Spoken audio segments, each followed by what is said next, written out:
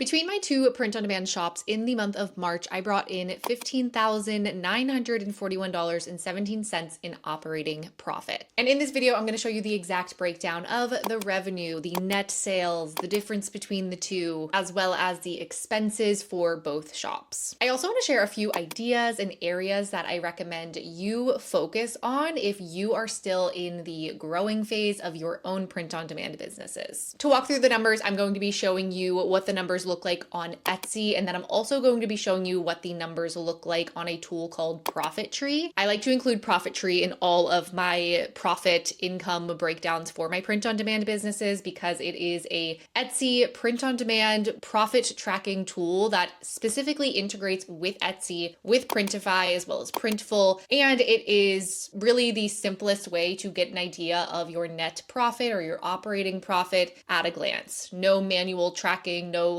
messy Excel sheet or anything like that. I get questions all the time about the screenshots and screen recordings that I share from my Profit Tree account. So if you're not familiar with the tool and you want to give it a shot, I will put a link in the description box below. I actually have an exclusive link that is for lifetime access so that you don't have to add another monthly subscription to your plate. If you want to try out Profit Tree, be sure to check out that link below. Also, if you have never seen a single video on my channel before and you have stumbled upon this one and you're wondering, what are your Etsy shops? What are their names? I want to check them out. I do not explicitly share the names of my Etsy shops, and I am starting to include in any profit breakdown video like this, the reasons why in the description box below. So I will have all of your frequently asked questions and answers in the description box to check that out. But without further ado, let's jump into shop one. Shop one is my original shop, the OG, if you will. This is the first print-on-demand shop on Etsy that I ever started back in 2022. So this shop is about 2.5 years old. I would say it is very established and it's very much on what I feel is kind of an autopilot mode. I'm not nearly as active in this shop anymore, but the reason that I'm able to do that and not be as active is because of the upfront work and effort and many, many hours and months that I put into building this shop. I'll dive a little bit deeper into that here in just a minute. In March, this shop saw 569 orders, bringing the revenue to $14,344.77. In Profit Tree, you will see the net sales actually is a little bit higher than the revenue that you see over on Etsy. That is because I charge for shipping in my shops, both of my shops, and Etsy revenue doesn't actually include that shipping cost in the revenue number that you're seeing. However, all of that is cash collected, and that is what you are seeing in the higher number of net sales over on Profit Tree. So for this shop, the net sales were $16,052.49. Altogether, of course, you can pause, take a look at all of the specific breakdowns that I have on the screen here, but in total, my operating profit for this shop was $5,560.76. This is after all expenses, including ads. Now for shop two, which is my newer shop that started kind of more so as an experiment, I really wanted to test some of the things that I was sharing and teaching. That's what I did with this shop, and I started it a little over 8 months ago, or about 8 months ago, about September-ish of last year is when this shop was born. And in the month of March, this shop saw 1,112 orders, which was about $34,381.04 in revenue. Of course, that's the Etsy side of revenue. I do charge for shipping. So on Profit Tree, you can see the total net sales broke down to $38,443.84, which after all expenses brought my operating profit for shop two to $10,380.41. All in all, combining these numbers, both of these shops cumulatively brought in $54,496.33 in net sales. If we're just comparing the Etsy revenue total, that would be $48,725.81. But the number that I think most people are curious about is that overall profit, which for both of my shops in the month of March was $15,941.17 in just 1 month with print on demand. I always want to emphasize that I put a lot of freaking work to make this a result that I am seeing. This is not something that happened overnight. It was a lot of hours, a lot of dedication, consistently, day after day, week after week, month after month, that led to these results. I am not a creator here online that is going to tell you that this was easy, that this is realistic. I know that these are very top 1% numbers, and I always want to be incredibly transparent with that. I also don't think, though, that this is not possible for somebody who's willing to put in above average effort. Above average effort leads to above average results. And there's a lot of individuals, unfortunately, if this is you and the shoe fits, I'm sorry, but the truth needs to be told. If you are just lackadaisically showing up, creating a listing that you're not really putting a lot of effort into, you're not showing up every single day, you list one thing on Friday and then you don't show back up into your shop until 2 weeks later, and you are just truly not immersing yourself in actually learning and growing and trying to figure out how to improve, you probably aren't going to see results like this. And that's just honestly the sad truth. Most people aren't willing to be uncomfortable for as long as they need to in order to achieve the results that they want. That literally goes for anything. That is why there are athletes who are, like the top 1% athletes, they are willing to be uncomfortable. Top entrepreneurs, they're willing to be uncomfortable. And uncomfortability is when you're going out of your comfort zone. When you stretch outside of your comfort zone, that is when you grow. So I know if I still have you here after saying all of this, then you actually are committed to growth. You want to grow. You want to be that 1%. You want to do extraordinary work, and you want to put in above average effort. So with that, I want to share some things with you that I think will help you get your shops to reach your goals, especially if you are under 100 sales. There are 3 key areas that I want you to focus on currently in your shop. We're going to talk about SEO, your listing images, and your overall shop focus.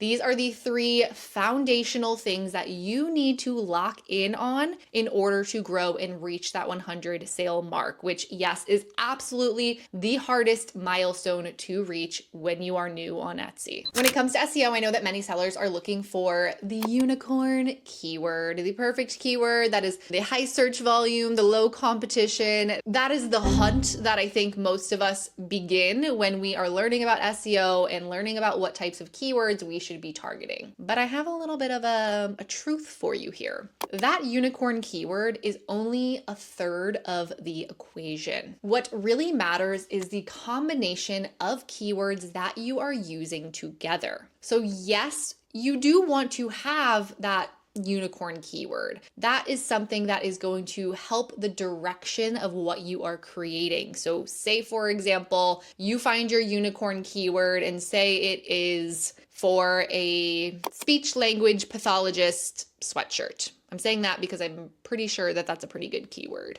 that I found recently. If that is your unicorn keyword, we'll call that your bucket 1 keyword. You still need to fill what I like to call bucket 2 and bucket 3. These are keywords that are going to be a little bit more competitive. They're going to help your reach, help your visibility, and help you grow. This builds a little concoction of keywords that are going to work best together to help your listing actually get seen, and not just by the small number of people that are searching for it in that bucket 1 keyword. I know that many of you watching this aren't growing because you're only targeting bucket 1 keywords. And high competition keywords aren't the enemy. They actually can be your friend when used appropriately and with a strategy. This whole concept of buckets 1 through 3, this is something that I call the bucket theory. It's my own little self-developed theory and practice and strategy that I use for every single one of my listings, and all of my students in my community use for every single one of their listings. And it's something that I teach inside of my program, Plan, Scale, Profit. So with that being said, I want you to stop chasing just that one perfect unicorn keyword and be a little bit more open-minded. Attach that unicorn keyword to some more higher competition keywords and watch what happens with your listings. The second piece is those listing images. These are very, very important. And when you use your listing images in a strategic way, you are going to build trust and not just have filler. You don't want to just fill in all 10 image slots that you get on Etsy because you feel like you have to. In fact, you actually don't even need to use all 10 image slots in general. There are 5 specific listing images that I want you to have in every single one of your listings. The first image that you have to have is your product shot. Of course, we need to show what we are selling. This is done through your mock-up images, and not just any mock-up images. This is where it gets really important. We want to make sure that we are using high quality mock-up images. Now, Taylor, what do you mean by high quality? What exactly does that entail, and where do you get high quality mock-up images? Well, let's start with sharing what high quality mock-up images are not.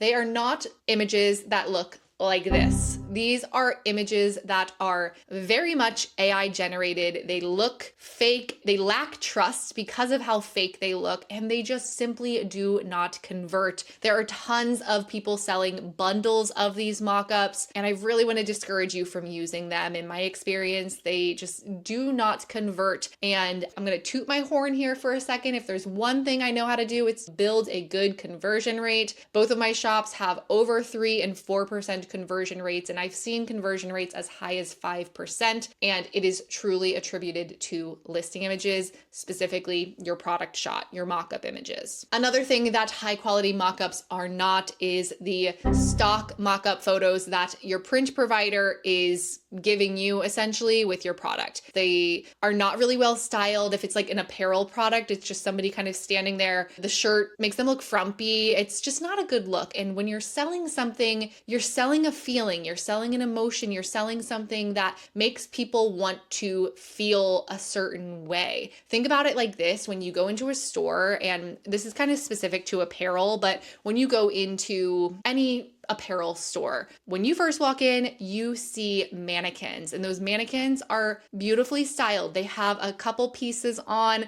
they're accessorized. They might have like a little necklace, a hat, maybe they have, I don't know, like a belt, all types of different things to make you see and evoke an emotion of, oh, I could style that together like this, and it makes you feel something. That's what your mock-ups are intended to do. So the whole like frumpy, just wearing it plain against a plain white background, it's just not doing the trick. So instead, what that brings us to is, well, what is a high quality mock-up and where can I get them? High quality mock-ups, in my opinion, are, you can use flat lay mock-ups, you can use lifestyle mock-ups. I personally prefer lifestyle mock-ups because they kind of evoke that feeling, show how things are worn, styled, put together. Of course, that doesn't always necessarily apply to every single product type, but I primarily sell apparel. That's one of my big product types in my first shop. So I'm speaking to that a little bit more because I have experience with it. But you can get these high quality mock-ups that I'm referring to on Etsy. And I'm going to put a link down below, or I'll put a couple links down below to some of my favorite mock-up shops that I personally have purchased from and personally use in my shops. The next image that I want you to have is size info. Now, this does not just specifically apply to apparel. I think a lot of people think, oh, I have to be selling a t-shirt to have size info, a size chart. You also can apply this to a mug or a tote bag. People need to know the size of what they're buying. I recommend everybody have some size info in their listing images. Next, we want to have color details. This can be showing your product variations clearly. So if there's multiple color versions of your product, showcase that. Or if there's something that can be done differently with the design, maybe there's a custom element that has different color variations, that is something that you also want to include and be very clear about what options are available. Kind of the gist here with all of these images like size info, color info, and even the product shot that we mentioned so far, we're trying to answer any potential questions that a potential customer might have,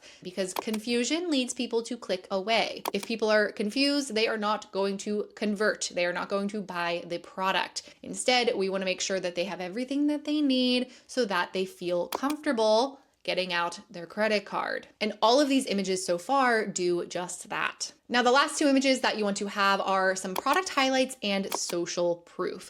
When it comes to your product highlights, this is really just emphasizing 2 to 3 things that make your product great. What is your product made of? Is it sourced in a specific way? What about your product makes it superior to another product? I personally like to just get some inspo for this directly from Printify. If you're ever looking in their product catalog, you click into the product that you're selling, scroll down, you will see some highlights about the product. I simply like to just kind of pick and choose some that stand out to me that I would be interested in seeing and use those as my product highlights. And the last one, the social proof. Now, you might be listening to this and thinking, oh my gosh, Taylor, well, I haven't reached 100 sales yet. Maybe I have no sales. How do I have social proof? If you do not have any sales, you do not have any reviews, you can still create the vision or the feeling of social proof in your listing images by just creating a little standalone image, something that looks like this, just says customers love our products, 5 stars.